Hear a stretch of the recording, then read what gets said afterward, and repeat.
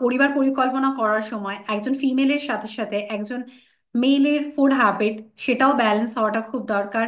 কারণ mail পার্সনেরও fertility improve করার জন্য তার ডায়েট, তার নিউট্রিশনটা সম্পূর্ণ বা সঠিক হওয়া দরকার, যাতে একটা গুড কোয়ালিটি স্পার্ম বা একটা হেলদি স্পার্ম কোয়ালিটি পাওয়া যায়।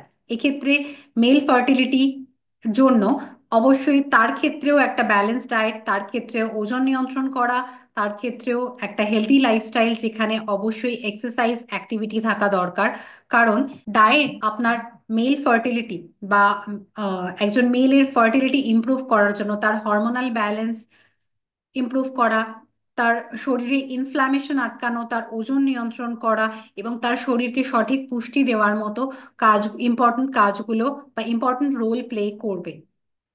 একজন মেলের জন্য ফার্টিলিটি ইমপ্রুভ করার জন্য বিশেষ কিছু নিউট্রিয়েন্টস যেগুলো আমরা বলে থাকি সেগুলো হচ্ছে, ফার্স্ট, বিভিন্ন এসেনশিয়াল ভিটামিনসের মধ্যে রয়েছে vitamin B, vitamin C, vitamin D এবং vitamin E, zinc, selenium, folate, omega 3 এবং প্রোটিন। এবার এই খাবারগুলো আপনি কোন কোন খাবার থেকে পাবেন স্পেসিফিক্যালি, আবারও এই ক্ষেত্রে একই কথা বলার, আপনার ডায়েটটা হতে হবে সম্পূর্ণ হোলসাম, যেখানে আপনার খাবারে কার্বোহাইড্রেট থাকবে, প্রোটিন থাকবে, হেলদি ফ্যাট থাকবে, ডেয়ারি প্রোডাক্টস বা হোল মিল্ক থাকবে। আপনার ক্যালোরি কাউন্ট করে এই সমস্ত ডায়েট আপনার জন্য প্ল্যান করা হয় কাস্টমাইজড ওয়েতে। মেল ফার্টিলিটি বা ফ্যামিলি প্ল্যানিং করার সময় একজন মেল আপনার ডেইলি ডায়েটে এই আইটেমসগুলো রাখতে কখনোই ভুলবেন না।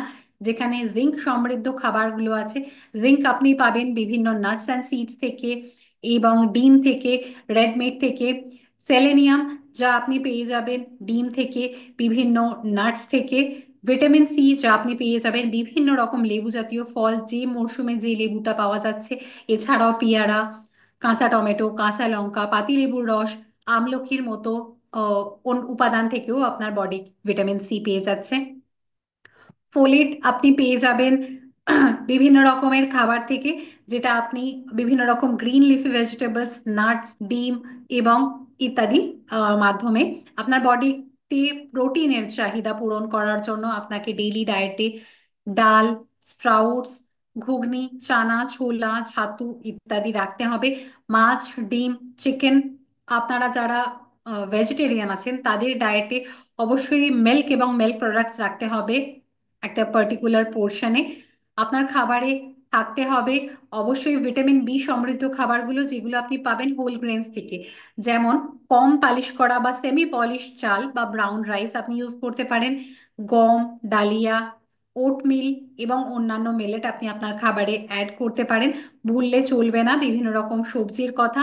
প্রপার হাইড্রেশনও এক্ষেত্রে আপনার শরীরকে প্রপার ডাইজেশন অ্যাসিমিলেশনে হেল্প করবে, যা আপনার বডিতে সঠিক পুষ্টি, আপনার হরমোনাল ব্যালেন্স, আপনার ইনফ্ল্যামেশনের হাত থেকে শরীরকে বাঁচানো, আপনার ওয়েট ম্যানেজমেন্টের কাজগুলো করে থাকবে। মেল ফার্টিলিটির ক্ষেত্রে ওমেগা 3 ফ্যাটি অ্যাসিড এবং লাইকোপিন, এই দুটো নিউট্রিয়েন্ট কিন্তু অত্যন্ত দরকার। এই লাইকোপিন আপনি পাবেন টমেটো থেকে, এছাড়াও আরও কিছু অরেঞ্জ বা রেড কালার ভেজিটেবলস থেকে। ওমেগা 3 ফ্যাটি অ্যাসিড আপনি পেয়ে যাবেন চিয়া সিড, ফ্ল্যাক্সিড এবং মাছ থেকে। এই খাবারগুলো আপনার ডেইলি ডায়েটে অ্যাড করতে অবশ্যই ভুলবেন না। যে খাবারগুলো মেল ফার্টিলিটিকে ইমপ্রুভ করতে হেল্প করবে, ফ্রুটস অ্যান্ড ভেজিটেবলস যেগুলো এই সময় সঠিকভাবে সাহায্য করবে, citrus fruit, leafy vegetables, tomato, bell peppers, মাছ, বিভিন্ন বিভিন্ন রকমের মাছ, ফ্যাটি ফিশ, এছাড়াও ওমেগা 3 ফ্যাটি অ্যাসিডের জন্য flaxseed, chia seed, nuts and seeds, walnuts বিশেষত উপকারী। এর সাথে সাথে পামকিন সিড, সানফ্লাওয়ার সিডসও দরকার। আপনার খাবারে মিল্ক অ্যান্ড মিল্ক প্রোডাক্টসের মধ্যে হোল মিল্ক, দই অবশ্যই রাখা যেতে পারে। লিন প্রোটিনের মধ্যে চিকেন এবং পোলট্রি আইটেমসের মধ্যে ডিমকেও অ্যাড করা যেতে পারে। তবে হ্যাঁ, মাঝে মধ্যে পোর্শন কন্ট্রোল করে অর্গ্যান মিট বা রেড মিট, লিভার অল্প পরিমাণে নেওয়া যেতে পারে। তবে ক্যালোরি বার্নিং বা এক্সারসাইজটা এখানে মাথায় রাখতে হবে ক্যালোরি ইনটেকের সাথে সাথে।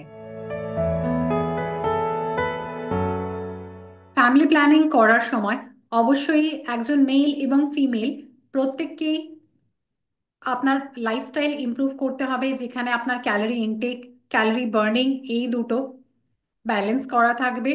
এক্ষেত্রে ডায়েট 80% রেসপন্সিবল হবে আপনার ফার্টিলিটির জন্য, ওয়ারাস 20% আপনার ফিজিক্যাল অ্যাক্টিভিটি, আপনার যোগা, ব্যায়াম, হাঁটাচলা, এই সমস্ত কিছু আপনাকে ফার্টিলিটির দিকে এগিয়ে দেবে। এবং লাইফস্টাইল, পুয়ার লাইফস্টাইল যদি হয়, আপনার আলট্রা প্রসেসড বা জাঙ্ক ফুড খাবার প্রবণতা বেশি থাকলে, আপনার সেডেন্টারি লাইফস্টাইল, অতিরিক্ত সময় বসে থাকা, ইমপ্রপার স্লিপ, অনেক কোনো অ্যাক্টিভিটি না থাকা, ক্যালোরি বার্নিং না হওয়া, এগুলো আপনার ওজন বাড়িয়ে দেওয়া, হরমোনাল ইমব্যালেন্স তৈরি করা, ইনফ্ল্যামেশন বাড়ানো, ইনসুলিন রেজিস্ট্যান্স বাড়ানো এবং আপনার ইনফার্টিলিটিরও কারণ হতে পারে। সুতরাং জীবনযাত্রা পরিবর্তন করতে হবে। 7 থেকে 8 ঘন্টার রেগুলার ঘুম, অন্তত সেটা 6 ঘন্টা হতে হবে। পোস্ট মিল 10 মিনিটস করে ওয়াকিং, ব্রেকফাস্ট, লাঞ্চ, ডিনার প্রত্যেকবার খাবারের পর অন্তত 10 মিনিট করে হাঁটা, আপনি যেখানেই আছেন না কেন। এবং সারাদিনে অন্তত 20 মিনিট করে, সপ্তাহে 5 দিন বিভিন্ন রকম physical activity, yoga, spot running add করুন।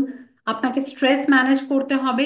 স্ট্রেস এখন আমাদের লাইফস্টাইলের সাথে ওতপ্রোতভাবে জড়িত, কিন্তু আপনাকে জানতে হবে এই স্ট্রেসকে আপনি কিভাবে নিয়ন্ত্রণ করতে পারেন। কারণ অতিরিক্ত স্ট্রেস আপনার বডিতে স্ট্রেস হরমোনগুলো রিলিজ করতে পারে বেশি পরিমাণে, যা আপনার ফার্টিলিটিকে ডিলে করতে পারে। তাই স্ট্রেস ম্যানেজমেন্ট অত্যন্ত জরুরি।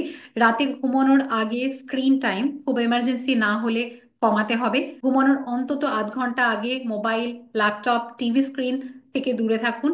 ঘুমানোর আগে 10 মিনিট ব্রিদিং এক্সারসাইজ করতে পারেন। সেটা বিভিন্ন রকম অনুলোম বিলোম, প্রাণায়াম, ভস্ত্রিকা, কপালভাতি, এগুলো আপনি অ্যাড করতে পারেন। মেডিটেশনেরও এখানে ইম্পর্ট্যান্ট রোল আছে, যদি আপনি 5-10 মিনিট, 15 মিনিটও সময় দিতে পারেন। এবং একটা healthy diet, wholesome diet, balance diet আপনার ফার্টিলিটিকে এগিয়ে দিতে সাহায্য করবে।